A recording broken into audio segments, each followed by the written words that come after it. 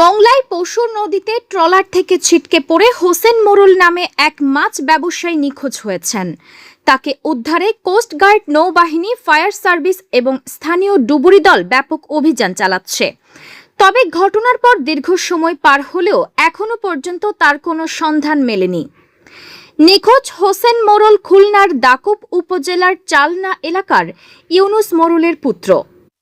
স্থানীয় সূত্র ও fire service জানিয়েছে, বৃহস্পতিবার 14 মে ভোরে খুলনার চালনা থেকে একটি ট্রলারে মাছ বোঝাই করে বিক্রির উদ্দেশ্যে মোংলা বাজারের উদ্দেশ্যে রওনা হয়েছেন হোসেন মোরল।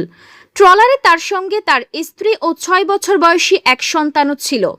ভোর আনুমানিক 6টার দিকে ট্রলারটি মোংলা বাজার ঘাটে এসে পৌঁছায় এবং নোঙর করার প্রস্তুতি নেয়। এ সময় হোসেন ট্রলারের পেছনের অংশে গেলে পা পিছলে তীব্র স্রোতের পশুর নদীতে ছিটকে পড়ে যায়। স্বামীকে তলিয়ে যেতে দেখে তার স্ত্রী চিৎকার শুরু করলে ট্রলারের মাঝে তাৎক্ষণিকভাবে নদীতে ঝাঁপিয়ে পড়ে তাকে উদ্ধারের চেষ্টা চালিয়েছেন, কিন্তু নদীর প্রবল জোয়ার এবং তীব্র স্রোতের কারণে মুহূর্তের মধ্যেই হোসেন নদীর পানিতে তলিয়ে যায়। সকাল 6টায় গাড়ি আইছি, হোসেন ছিল নদীতে ঘুমেছিল একটু, আর স্টাফ ছিল। তখন আমরা আইয়ারা ডাকছি, হোসেন ভাই বোটটা নিয়ে বোটটা এই জায়গায় আনছে। আনার পরে আমরা জিজ্ঞাসি আমাদের বাড়ি সার বাড়ি, তো কোনা তো দেখতে পারবো না, পাশে একটা আমের টলার ছিল আমাদের। আবার তারপরে কইছে আমের টলারটা পাশে বিড়াও, ওইটাতে আমরা ওইটাতে উঠবো অনেক। তার স্ত্রী আর একটা বাচ্চা ছিল ভিতরে। আমরা বুঝছি যে বাচ্চাটা পড়ে গেছে ভিতরে উঠছে। এখন যে হোসেনের লঙ্গি গেছে, তখন ওই না এরকম খারাপ ছিল, উঠলাম দেখলাম আর ঠাস করে পড়লো। পড়ার পরে আমাকে ওই আর যে স্টাফ ও সামনে দিয়ে দৌড়ে যেয়ে গেল এর ভিতরে। 1 মিনিট হয় নাই, বেশি টাইম হয় নাই। আর আমাকে দিকে নামছে 2 জন, 3-4 জন ডুবাইলে আমরা 6:30টার সময় পর্যন্ত ডুবাইছি না। খবর পেয়ে দ্রুত ঘটনাস্থলে পৌঁছায় মোংলা ফায়ার সার্ভিসের 2টি ইউনিট। পরবর্তীতে উদ্ধার কাজের পরিধি বাড়াতে তাদের সাথে যুক্ত হয় বাংলাদেশ নৌবাহিনী, কোস্ট গার্ড এবং স্থানীয় দক্ষ ডুবুরি দল। ফায়ার সার্ভিস, নৌবাহিনী ও কোস্ট গার্ডের মোট 4টি ইউনিট সকাল থেকে দুপুর পর্যন্ত নদীর বিভিন্ন পয়েন্টে নিখোঁজ যুবকের সন্ধানে তল্লাশি চালায়। মোংলা ফায়ার সার্ভিসের স্টেশন কর্মকর্তা জানিয়েছেন, সকাল থেকে নদী জুড়ে উদ্ধার অভিযান চালানো হচ্ছিল।